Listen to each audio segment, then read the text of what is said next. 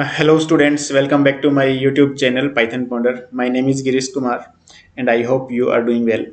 So friends, from today's session onwards, we are going to start discussing about libraries in Python. What is the meaning of library? We will try to understand what are the benefits of library. And from today's session onwards itself, we will start discussing about NumPy is one of the library, numerical Python. Okay, so let's start the session. So let me go to my document first. So first we need to understand what is library. Okay, so libraries, there are multiple libraries in Python. NumPy is one of them, numerical Python. Pandas, Skype, scientific Python, that stands for Matplotlib, also one of the libraries. Apart from these four, we have multiple other libraries also. Like math is also a library, date time is also a library that handle dates and times. Okay, and Flask is also one of the libraries. So we have multiple sets of other libraries also. So what is the benefit of library exactly?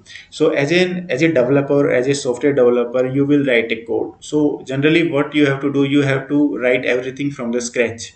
But Python has multiple sets of libraries. Okay, so what happens, you can import those functions directly into your code and you can use everything. You don't need to prepare from the scratch, you don't need to write everything from the scratch, okay, or everything from the zero. That you don't need to write. You can direct just import and you can use within your code system. So that facility is provided by libraries. That makes Python is a different language from other languages, because there are multiple set of libraries have been created within Python. For example, let me show you one more example here. So we have one math library, math function, math package we have used in one of the video, previous video. So you can watch that video if you want. But let's take an example. So for example, you want to do a square root of any number.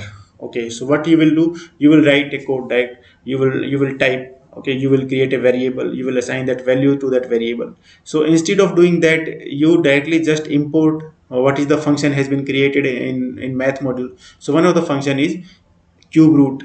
For square root we have sqrt, cube root we have cbrt. Okay, so that function directly we can use. So for example, import, we'll write in left side,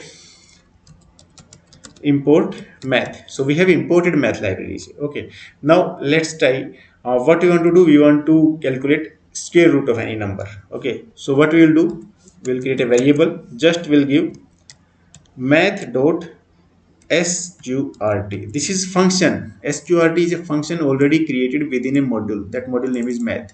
So now which number you want to use? 100. We want to check the square root of 100. Okay, so we'll write print x. Now have we written any logic here to calculate any square root? No, we have not written, right? Just we are importing math and we are using that function. So this is called how libraries that facilitate us. Okay, so easily we can handle our functions here. Okay, just import and use that function. So this is how library works. Okay, so let's start discussing about NumPy. Okay, so I hope you understood the meaning of library. So NumPy is what it stands for, numerical Python. It's one of the library which is used to work with number system, array, matrix system, mathematical and logical operations. Okay, so multiple things we can handle from NumPy. Number system we can handle, arrays we can handle. For arrays we have one inbuilt module, right? Array module also, we have list also. But why NumPy? NumPy is very fast as compared to those. Okay, and it is memory efficient. This is very efficient and performance is very good as compared to lists. Okay, we can handle matrix as a chapter in mathematics, mathematical operations, logical operations, those all things, those all types of operations we can handle in NumPy. For all those operations, NumPy has an inbuilt functions. Okay, this is open source and the development of this NumPy was done by combination of three main languages: C language, Python language and Fortran. Now, what are the features of NumPy? Let's understand what are the features of NumPy. It supports multi-dimensional array, 1D, 2D, 3D, one-dimensional, two-dimensional, three-dimensional. In today's video, we will understand what is meaning of 1D, 2D, and 3D.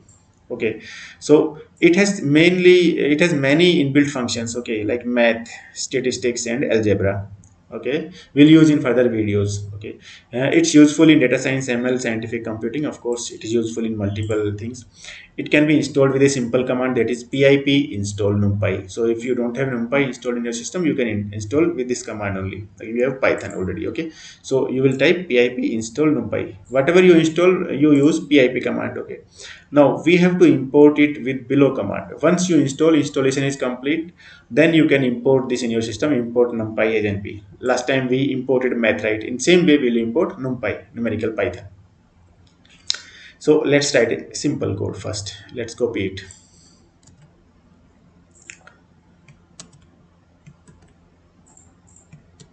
Okay, so now we'll remove the space, otherwise it will give indentation error. Okay, so np.array num1 is a, okay, we have not imported here numpy. First we will have to import here.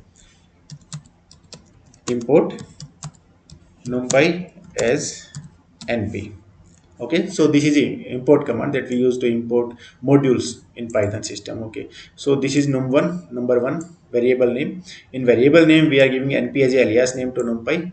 Array is what? Array is a function has been created within numpy. Okay, now this is list of items, one list we have created. Okay, now let's print it.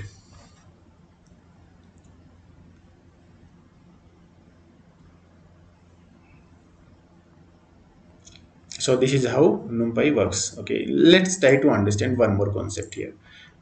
We discussed, right, 1D, 2D and 3D. So in this video, let's start the discussion about what is the difference between one dimensional, two dimensional and three dimensional system. Okay, so let's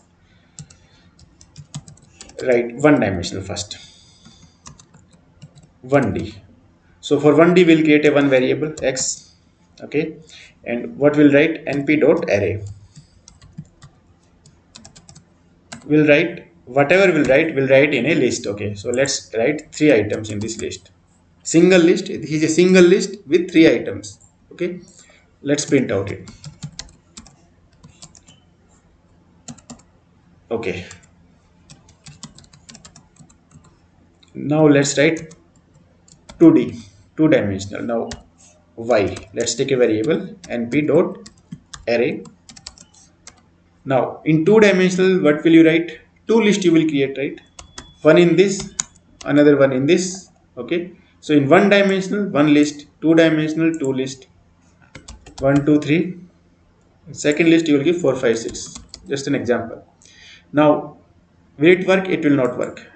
Why? Because we will have to enclose these all items in a square bracket. Now it will work. So this is two dimensional array. Now let's write 3D. In same way we'll write 3D. We'll create a jet. Okay, let's leave an empty command.